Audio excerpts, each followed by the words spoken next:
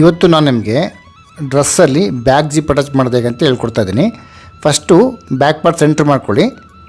ಅದಾದಮೇಲೆ ನೆಕ್ಕನ್ನು ಐರನ್ ಮಾಡಿಕೊಂಡು ಅಟ್ಯಾಚ್ ಮಾಡ್ಕೊಳ್ಳಿ ಸೆಂಟ್ರಿಗೆ ಕರೆಕ್ಟಾಗಿ. ಇದಾದಮೇಲೆ ಕರೆಕ್ಟಾಗಿ ಕ್ಯಾನ್ವಸ್ ಪಕ್ಕ ಸ್ಟಿಚಿಂಗ್ ಮಾಡಿಕೊಂಡು 1/4 ಇಂಚ್ ಬಿಟ್ಟು ಕಟ್ ಮಾಡಿ ನೆಕ್ಕನ್ನು. ಎಕ್ಸ್ಟ್ರಾ ಕಟ್ಸ್ ಕೊಟ್ಬಿಟ್ಟು ಟರ್ನ್ ಮಾಡಿ ಸ್ಟಿಚ್ ಹಾಕ್ಕೊಳ್ಳಿ ನೆಕ್ ಮೇಲ್ಗಡೆ. ಈಗ ನಾವು ಇದಕ್ಕೆ ಫೇಸಿಂಗ್ ಮಾಡ್ಕೋಬೇಕು. ಫೇಸಿಂಗ್ ಮಾಡ್ಕೋಬೇಕಂದ್ರೆ ಮೇಲ್ಗಡೆಯಿಂದ ನೆಕ್ಕಿಂದ 10 ಅಥವಾ 11 ಇಂಚ್ ಕಟ್ ಮಾಡಿ ಸೆಂಟ್ರಿಗೆ. 10 ಅಥವಾ 11 ಇಂಚ್ ಸೆಂಟ್ರ್ ಕಟ್ ಮಾಡಿತ್ರ. ಅದಾದಮೇಲೆ ಆ ಕಟ್ ಮಾಡಿರ್ತಕ್ಕಂಥ ಪೀಸನ್ನು ಸ್ಟಿಚಿಂಗ್ ಮಾಡ್ಕೋಬೇಕು ಫಸ್ಟು. ಫೇಸಿಂಗ್ ಈಗ ನಾನೀಗ ಫೇಸಿಂಗ್ ಮಾಡ್ತೀನಿ. ಫೇಸಿಂಗು 4 ಇಂಚು ಬಿಡ್ತಿರಲಿ, ಲೆಂತು ಒಂದು 15 ಇಂಚ್ ಇರಲಿ. ಈಗ ಉಲ್ಟಾ ಕಡೆಯಿಂದ ಒಂದು ಟೆನ್ಷನ್ ಸ್ಟಿಚ್ ಹಾಕೊಂಬನ್ನಿ. ಕರೆಕ್ಟಾಗಿ ವಿ ಶೇಪ್ ಬರಬೇಕದು. ಜಿಪ್ ಮಾಡ್ಬೇಕಂದ್ರೆ ಕರೆಕ್ಟಾಗಿ ವಿ ಶೇಪ್ ಇರಬೇಕು. ಆವಾಗ ಕಟಿಂಗು ನೀಟಾಗಿ ಬರುತ್ತೆ ಸೆಂಟ್ರ್ ಕಟ್ ಮಾಡೋಕ್ಕೆ. ಓಕೆ, ಈಗ ಸೆಂಟ್ರ್ ಕಟ್ ಮಾಡಿಬಿಟ್ಟು ಕಟ್ಸ್ ಕೊಟ್ಟು ಟರ್ನ್ ಮಾಡಿ ಫೇಸಿಂಗ್ ಎಡ್ಜ್ ಹಾಕಬೇಕು.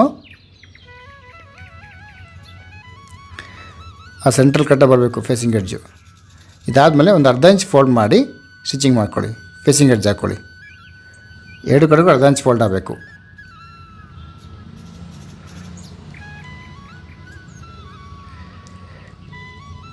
ಓಕೆ, ಈಗ ಜಿಪ್ಪನ್ನು ಉಲ್ಟೆ ಇಟ್ಕೊಂಡು ಓಪನ್ ಮಾಡಿ ಫಸ್ಟು ನಾವು ಫೇಸಿಂಗ್ ಎಡ್ಜ್ ಹಾಕಿದ್ವಲ್ಲ ಅದ್ರ ಮೇಲ್ಗಡೆ ಹೊಲ್ಕೊಂಬನಿ. ಒಂದು 2.5 ಇಂಚ್ ಬಿಟ್ಬಿಟ್ಟು ಸ್ಟಾರ್ಟ್ ಮಾಡಿ. ಕರೆಕ್ಟಾಗಿ ನಾವು ಫೇಸಿಂಗ್ ಎಡ್ಜ್ ಹಾಕಿದ್ವಲ್ಲ ಅದ್ಮೇಲೆ ಹೊಲ್ಕೊಂಬನಿ. ಸಿಂಗಲ್ ಟೆನ್ಷನ್ ಯೂಸ್ ಮಾಡಿಕೊಂಡು ಕರೆಕ್ಟಾಗಿ ಆ ಸ್ಟಿಚಿಂಗ್ ಪಕ್ಕ ಸ್ಟಿಚ್ ಪಕ್ಕ ಬರಬೇಕು. ಡಬಲ್ ಟೈಪ್ ಸ್ಟಿಚ್ ಹಾಕ್ಕೋಬೇಕು. ಅದಾದಮೇಲೆ ಜಿಪ್ಪನ್ನು ಕ್ಲೋಸ್ ಮಾಡಿ ಈ ಕಡೆ ಮೇಲ್ಗಡೆ ಈಕ್ವಲ್ ಮಾರ್ಕ್ ಮಾಡ್ಕೊಳ್ಳಿ. ಈಕ್ವಲ್ ಮಾರ್ಕ್ ಮಾಡ್ಕೊಂಡಾದ್ಮೇಲೆ ಎರಡನ್ನು ಹಿಂಗೆ ಆಪೋಸಿಟ್ ಹೊಲ್ಕೋಬೇಕು ಇನ್ನೊಂದು ಜಿಪ್ಪನ್ನು ಈ ಥರ.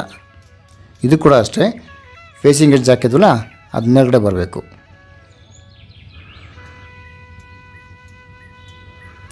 ಎರಡು ಕಡೆಗೂ ಡಬಲ್ ಸ್ಟಿಚ್ ಹಾಕ್ಕೊಳ್ಳಿ. ಇದಾದಮೇಲೆ ಆ ಕಡೆ ಆ ಜಿಪ್ಪನ್ನು ಸ್ಟಿಚ್ ಹಾಕಬೇಕು ಆ ಫೇಸಿಂಗ್ ಎಡ್ಜ್ ಮೇಲೆ.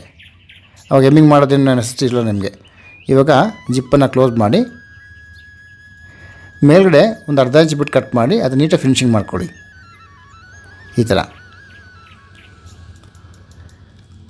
ಇವಾಗ ಬಾಟಮಲ್ಲಿ 1.5 ಇಂಚ್ ಬಿಟ್ಟು ಕಟ್ ಮಾಡಿ ಆ ಎಡ್ಜಸ್ಸನ್ನು ನೀಟಾಗಿ ಬಟ್ಟೆಯಲ್ಲಿ ಫೋಲ್ಡ್ ಮಾಡ್ಕೊಂಬಿಡಿ. ಓಕೆ, ಈಗ ನಿಮ್ಮದು ಇಂಡಿವಿಜುವಲ್ ಜಿಪ್ಪು ರೆಡಿ ಆಯಿತು ನಿಮ್ಮ ಕಣ್ಣು ಮುಂದೆ. Okay, thank you very much.